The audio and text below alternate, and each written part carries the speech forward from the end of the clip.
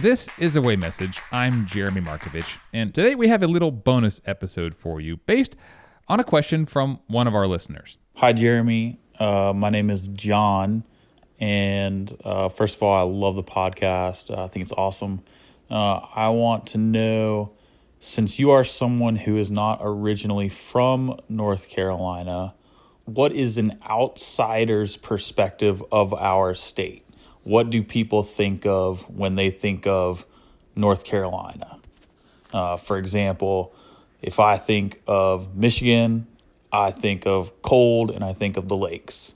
If I think of Florida, I think of gators and the swamp and hurricanes. So what is someone who is not from this state, what is their perspective of North Carolina?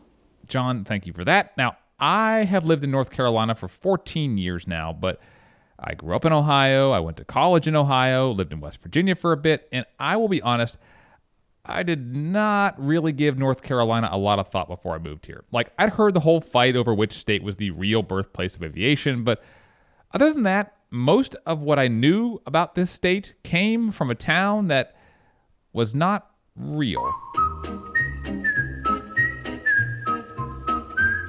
Now, if you don't know what that song is, come on, what is wrong with you? The Andy Griffith Show was set in Mayberry, North Carolina, which is supposedly inspired by Griffith's hometown of Mount Airy, North Carolina.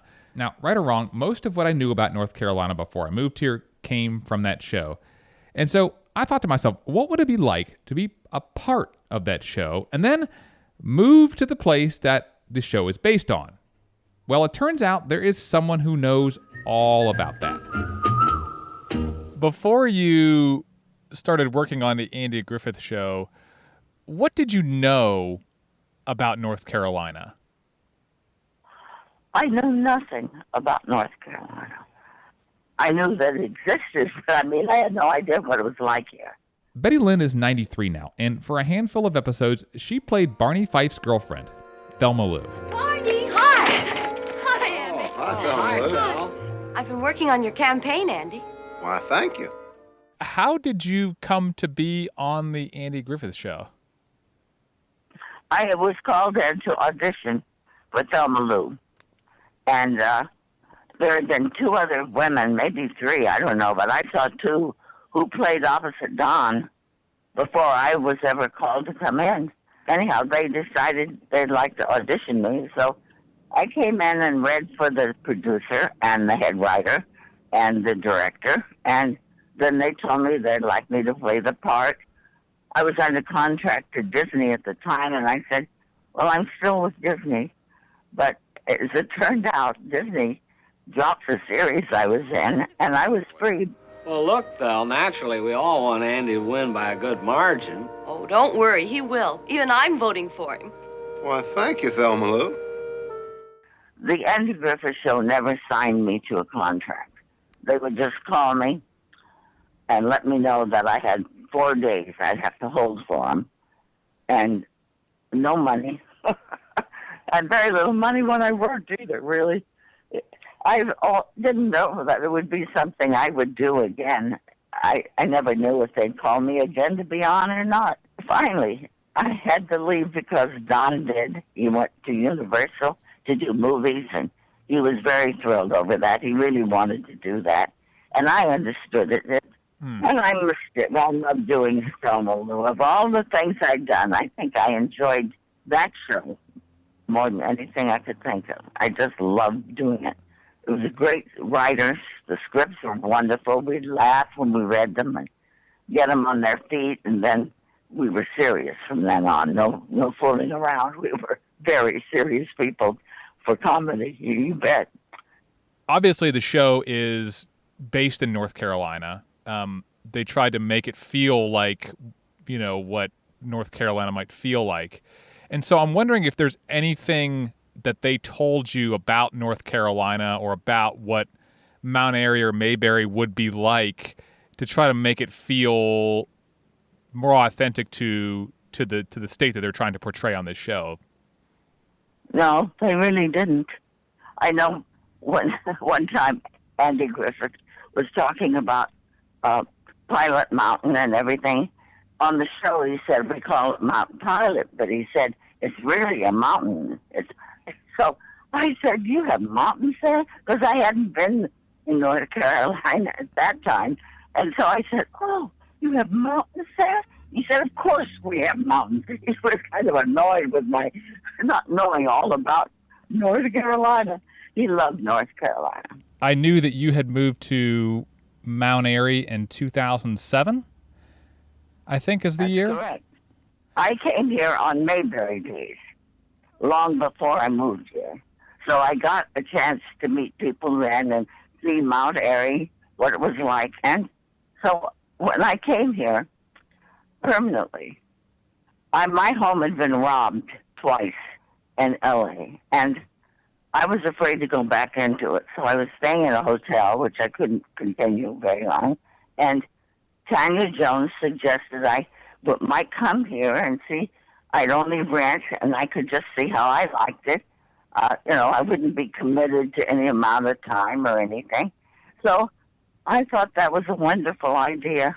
And I came, and I have stayed. It'll be 13 years in January. So that should give you some idea of what I think of Mount Airy. I love it very much, and it's beautiful here. Mayberry, North Carolina wasn't a real place, but it was based on ideas from a real place. And then now you were in the place that Mayberry was based on. And I just wonder if you ever think about that situation sometimes where you sit back and you think, like, I've come to inhabit the place that I inhabited when I was on television.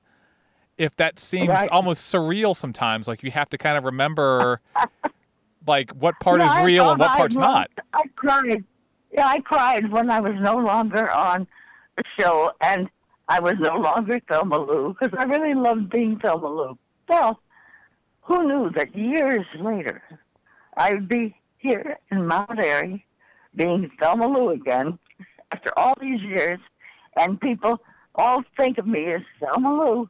When I first came, I'd go to the grocery store or to the drugstore or something, and people would say, are you Thelma Lou? I'd say, yes, I am. Oh, they'd hug me, ruffle my hair, push me around. People thought they kind of owned me, It was really funny. Well, they thought they knew you. So, like they knew you from television. That's the one. So they just felt like maybe they didn't have to introduce themselves. They already. Well, they really thought. They do think of me that way. Sometimes it's almost unbelievable that they're so convinced that I am a part. Well, why didn't I marry Barney Fife right away? What happened? Why didn't he? All of that. Why? A lot of these things are just part of the story and make believe, but they believe it. A lot of the people do believe a lot of television, especially when it's good. Ours was good. We had a darn good show, and it was worthwhile. I think you've probably heard the phrase that you don't get a second chance to make a good first impression. And so think about how lucky North Carolina was to have its first impression for a lot of people be the Andy Griffith Show. Even if you know it's not real, it still feels good to believe.